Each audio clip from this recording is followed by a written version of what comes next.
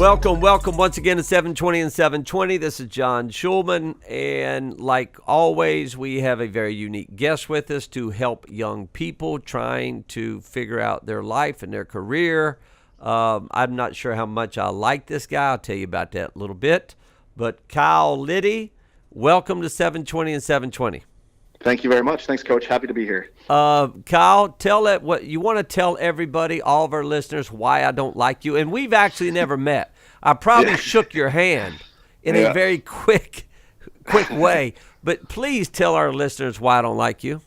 Yeah, so I was a manager for the University of Connecticut Huskies, and I guess we whipped your butt. The NCAA tournament first round. I think that's the reason that, John, that you're not a fan. But when I say whip, I think it was a okay.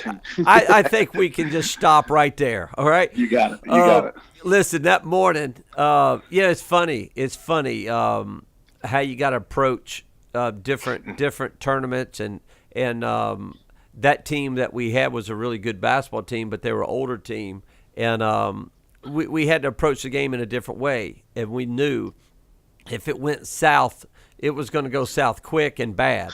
And I remember walking out on the court, and Thabit ran right beside me, and Thabit's top of his shorts were higher than my head. All right, and so I was like, that's what a real 7'2" dude looks like. But Calhoun got sick that day or the night before that morning, and he was a good guy. He's a good guy, and wouldn't have tried to kill me by 80 points. And Blaney takes over, and I guess that the rest is history. And so it was fun. But you were at UConn. How long were you at UConn, and how did you get to UConn being the manager at UConn? Yeah, so I was 2005 to 2009. Grew up in Connecticut, so was always a huge fan, and wanted to. When I got into the university as an undergraduate, I worked the camp the summer prior to my freshman year, and that's kind of how everything got started. It's one thing that we encourage, all managers to participate in is to work the camp, be around, be present, learn from those around you. It's always a unique experience and a grind every summer. But that was kind of my starting point. I was always a huge basketball guy, played in high school, knew I wasn't going to be playing anywhere at the collegiate level, but just had a passion for the game, which I think a lot of managers do. That's why they do it. They're not playing, but feel part of the program, and that's kind of how my managerial career started. Well, here's what I want to talk about, because all these podcasts are to help certain people, a group, and yep. what you're doing, and what you're doing is phenomenal. Here's the deal. People love basketball. People love college basketball. They want to be a coach. They want to be involved. They want to go to the NBA. They want to be involved. But maybe I wasn't blessed in the gene pool, and I'm not 6'7". Maybe I'm a 5'10" kid that can shoot a set shot but struggle going left. Yeah. But I still want to coach, and I still got leadership skills, and I still got how to do that. I can't. Listen. D1 phenomenal. D2 pros. D3 yep. I'm sorry, pros. There are pros playing D3. NAI pros. Junior college pros. So what do I do? Where do I go? And to be a manager is that next obvious step that back in the day, you talk about Lawrence Frank. I've talked about Lawrence Frank before. I've talked about Will Wade before. I've talked about guys who are managers, and now Lawrence Frank's the president of the Clippers and started as a manager at IU. Will Wade really started as a manager in high school, didn't even play in high school, and was a manager and kind of rose his way to the top. So, what you've done is you're a manager, and now you started an organization. Tell us about that. To help young men, and do you do it on the women's side too? Are you? We do, yeah. Okay, yep. So tell us what you're doing. Yeah, absolutely. So 2000, I graduated UConn 2009.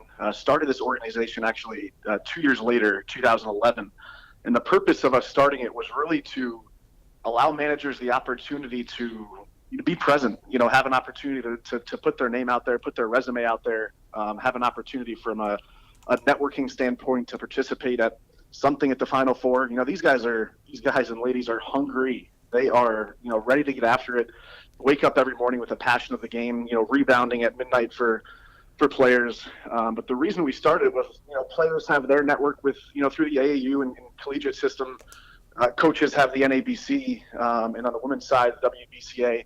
So there's always something for coaches, dobos, players to participate in.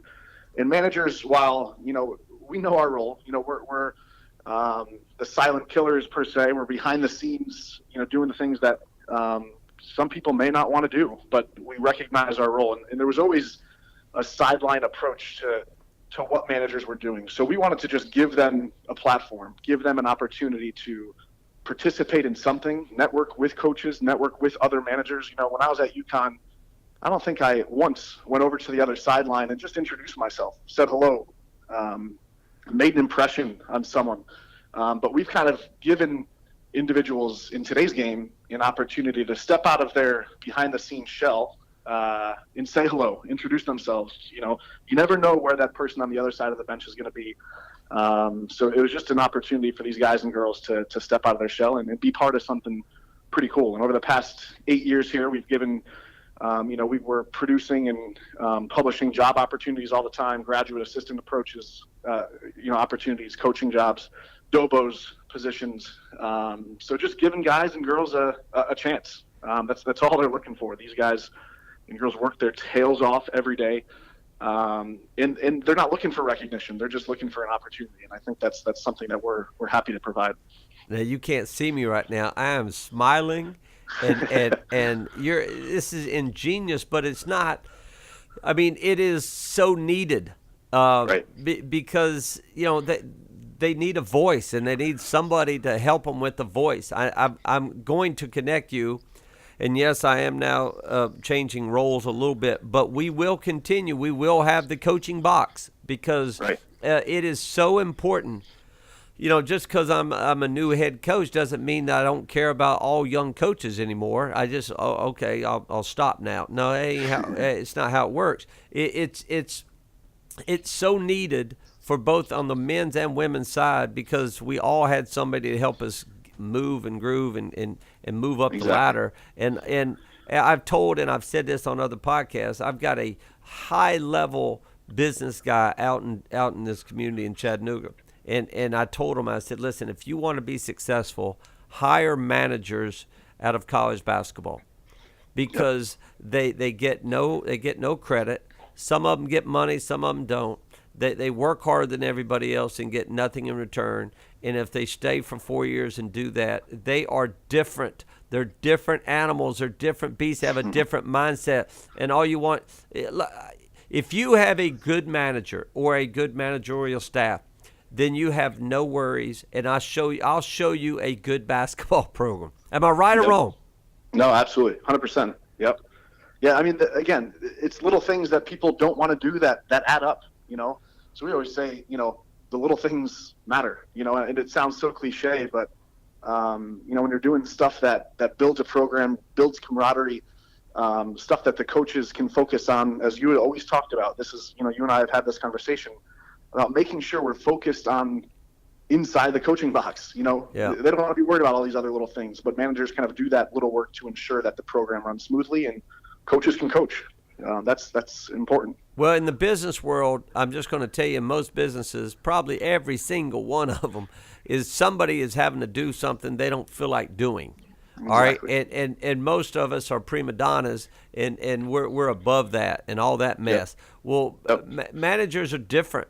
I'm telling you, man, they're a different breed, and they will do whatever, whenever. And you're right. I mean, I'm going to go through a kind of a typical day, and I want you to go through a typical day in a practice Absolutely. for a manager. But that's why I need you.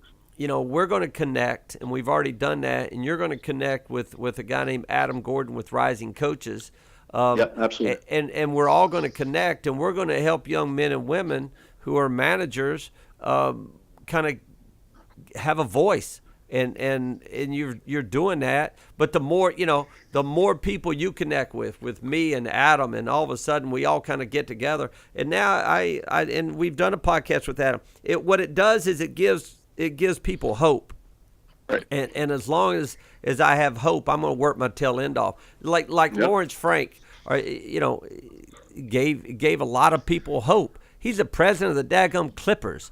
I mean, he was an NBA head coach multiple times, sat on NBA benches. He was a manager at IU, and so if he can do it, we all can do it.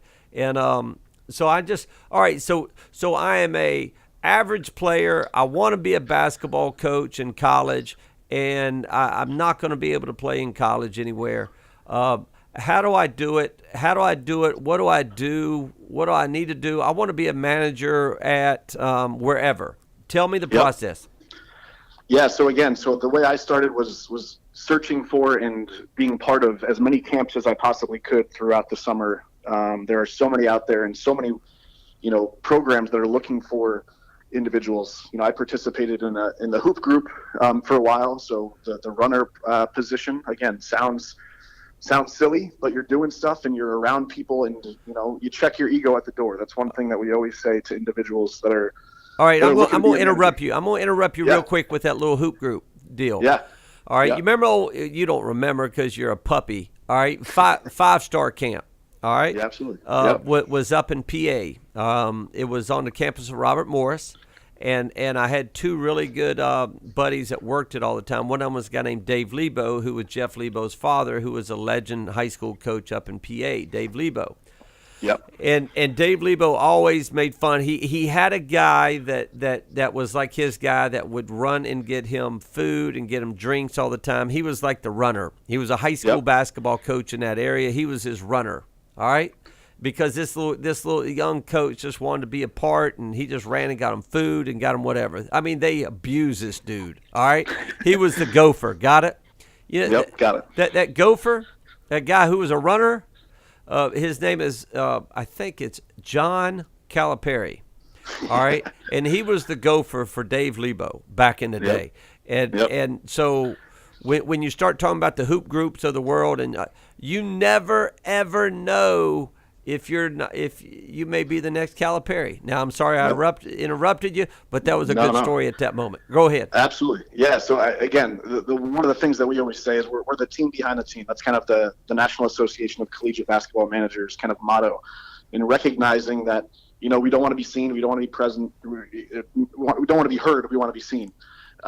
So always recognizing an opportunity. You don't want to turn down an opportunity, but you also need to recognize there are so many individuals in the same boat as what you are trying to do.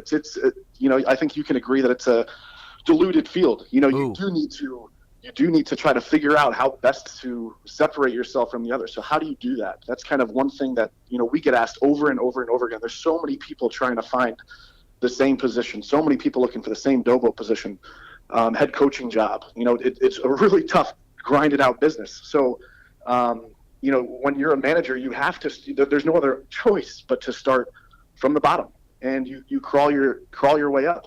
Another guy, as we start to name drop here, is Steve Prohm, Iowa State former manager. Incredible guy. Has been a great support guy for managers across the country, and continues to climb. Just got a great contract at Iowa State again. So yeah, but he's because he went that route. I mean, I don't know if there's a better guy in college basketball. I mean, he's a good dude. Yep, 100%. Yeah, and we've been in touch with him just based on being a manager. When we reach out all the time just to help us, find speakers and for our different networking events, and he's one of the individuals, along with Jay Billis, who wasn't a manager, but an individual who supports and agrees with and appreciates the position of a manager. But Steve Prohm is one of those guys that just he responds.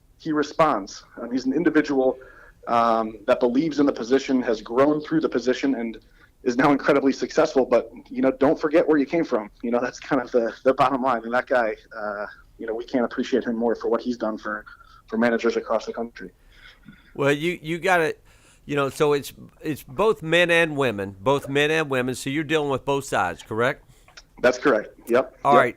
And I kind of talked to you about the manager games. I think that's where Billis really, whoever started those games with the manager games and all that stuff, ingenious, by the way, and a lot of fun because the managers get no credit, man, and all of a sudden they can play at night, the night before a game, and have fun and get off some steam, and I think it's really, really cool and really neat. All right, give me a typical day. Give me a typical day during the season on a manager at UConn. What time you getting there? What time you leaving? What are you doing? And all that good stuff. Absolutely. Well, you're for sure the first one there and the last one to leave. That's easy. But I always said I majored in basketball. Sounds silly, sounds cliche, but my schedule was eating at Gamble Pavilion. My schedule was studying at Gamble Pavilion. My schedule included taking naps there. So, that was kind of our home base, and obviously class and all of that comes first. But in terms of, where you're positioned from a manager standpoint, you want to be the first guy these guys are looking at. These coaches are looking for someone. You're right there. It's a snap, it's a call, it's a text, it's whatever it is, you're present. That's one thing we would always push as a manager is being, finding a coach that understands what your role is, understands who you are, and can rely on you. It's a reliability, it's a loyalty that is unlike no other. So, first one in the gym, typically setting up the court for, again, trying to put the coaches in a position to coach, trying to put the players in a position to succeed.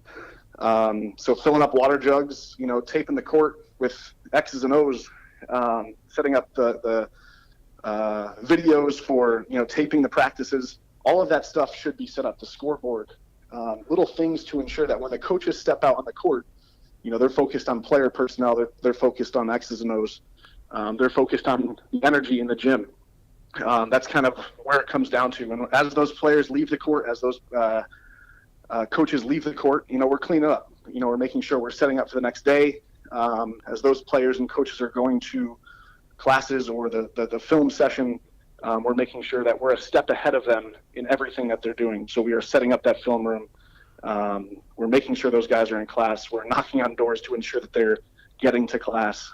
That's probably one thing that always bogged me down at UConn, was just making sure those guys were on time for the bus, were on time for class, because we were the door knockers. That's one thing that we did consistently, is making sure they were up and ready to go. And I think one of the things that Coach Calhoun did, he mastered, was he took a guy in Hashim Thabit from Tanzania, and he worked with a guy from the Bronx, New York, with Kemba Walker, and brought them together in a way that got them to the Final Four, but personality-wise was able to mesh a team of 10 guys that were from such different backgrounds and made them a team. And he wasn't focused on the water. He wasn't focused on the scoreboard.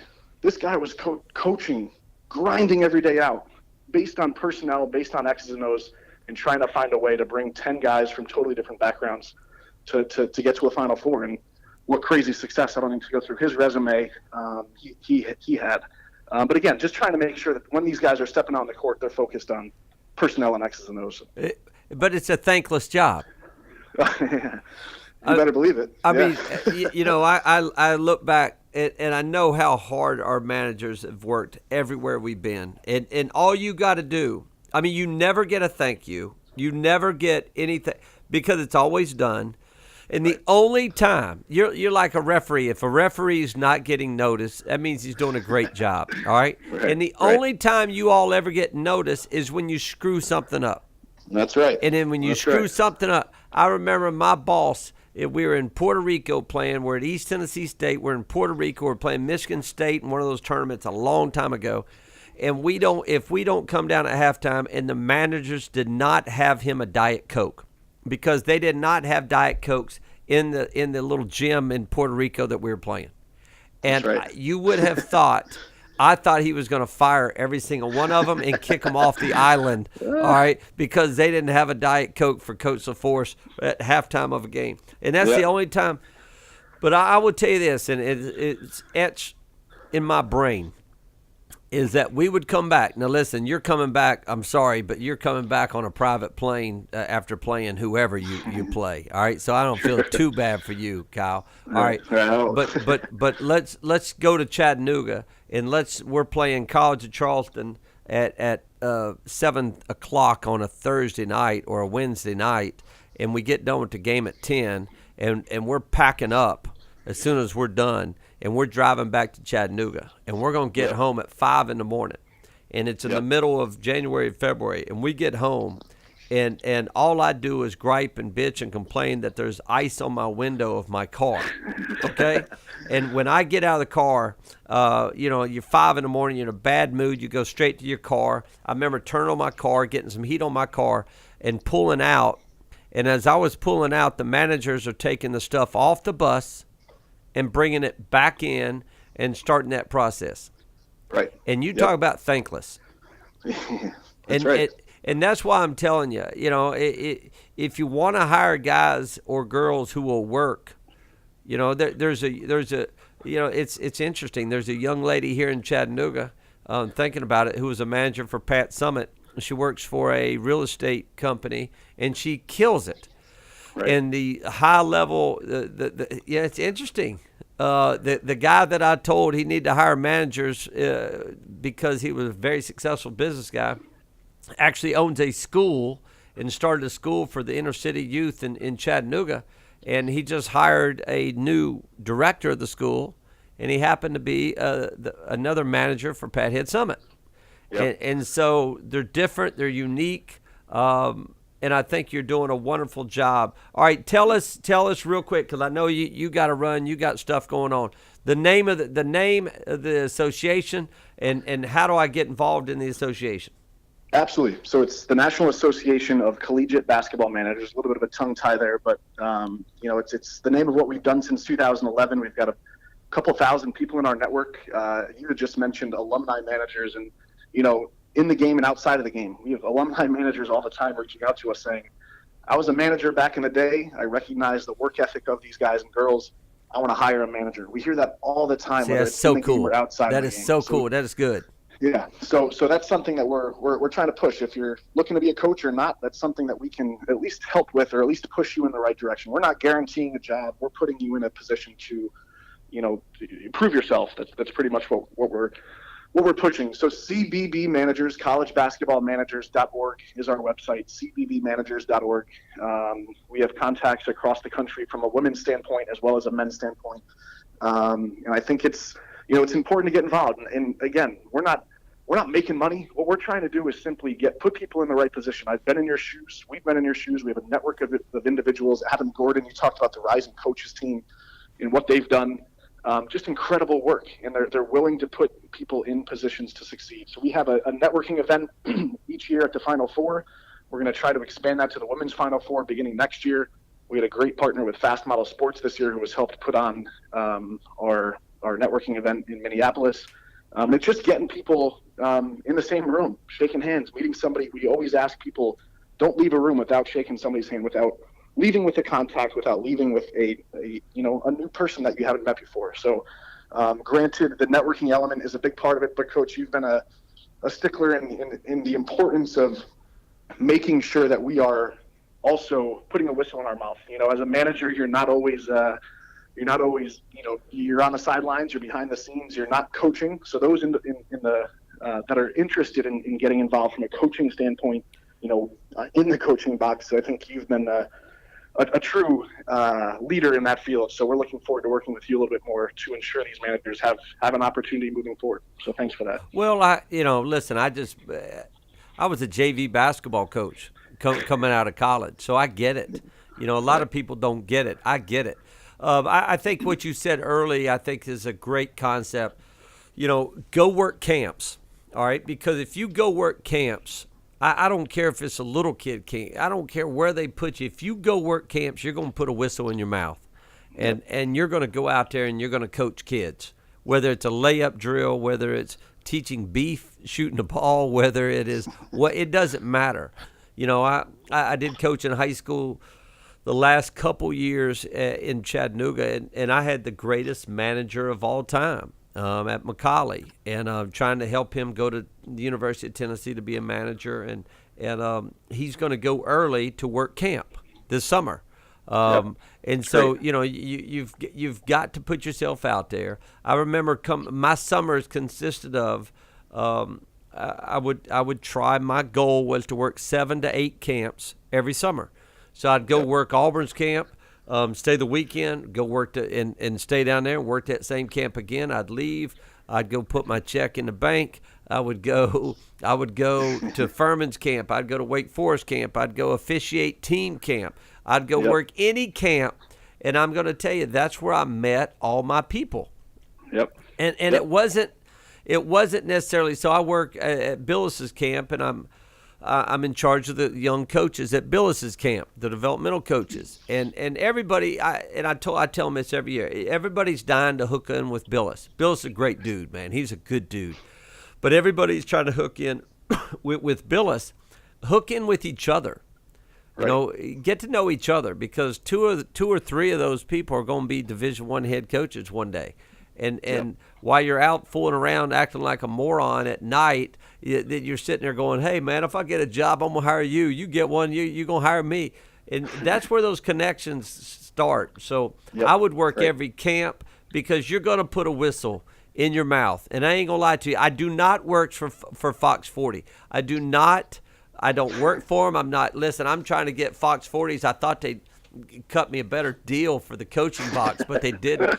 But if you don't have a Fox 40 whistle, then I'm going to tell you, if you got one of those old pee-wee whistles when you go to camp, they're going to look at you like you're a daggone pee-wee. So you better get a good whistle. You better look the part. You better be ready to roll, and you better invest in the people, and you better care about people, and you better bust your tail in. But the managers already do.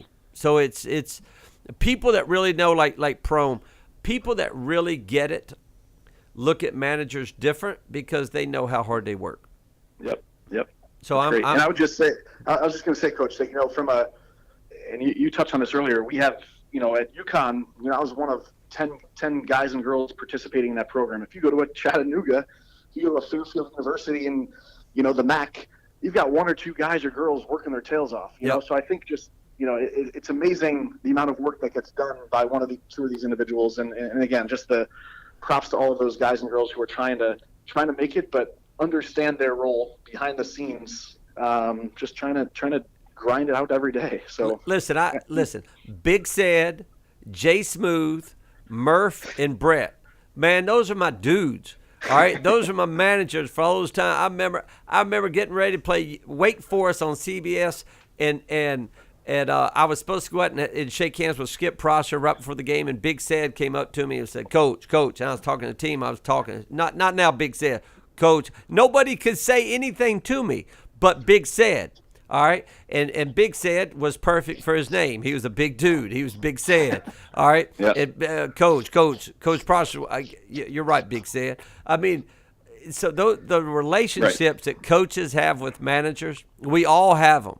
And I know that probably another angle for you is get some of those old coaches involved. Absolutely. Because they do get it, and they do care. And listen, go ahead. I'm sorry. No, I was just going to say, and not every coach is like you yet. I mean, at UConn, you know, you talked about Coach Blaney earlier. He was a manager's guy. You know, he recognized the work. He was an old school guy. He still is. He's still in the game in terms of mentoring and whatnot. But he was an old school guy who just understood what we were going through. Not every every program and every manager is going to have an idea of who that coach is. You know, every program has a Coach Blaney as to those who those individuals are that recognize the job, recognize the grind, feel for you, want to help you.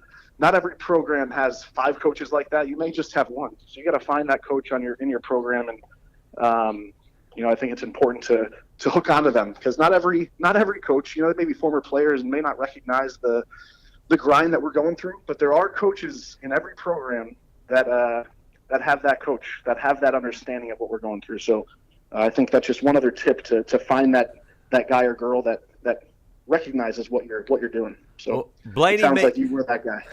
Blaney may be a manager's guy. He was not a coach's guy. All right. So I need you to do me a favor. I need you to get Blaney to listen to this podcast. because he ruined my life for about a year with that daggum game. Hey, listen, Kyle, we're going to talk later because I'm going to fly you down to the coaching box so you can be involved. And we're going to fly you down because we're still going to have it, even though I'm kind of changing roles, August 2nd through the 4th. Congrats on that. Well, I appreciate it, but we're going to have a blast doing the coaching box because that's real stuff. That's for real people, and I'm really looking forward to that. But I wanted to let you know, man, thanks so much for your time and your effort and what you're doing for all these young people. And we're going to stay connected, we're going to stay hooked up, and we're going to help a lot of young people. So thank you. I appreciate your time, and we'll talk to you soon. Sounds great. Thanks all right, buddy. so much. Take care.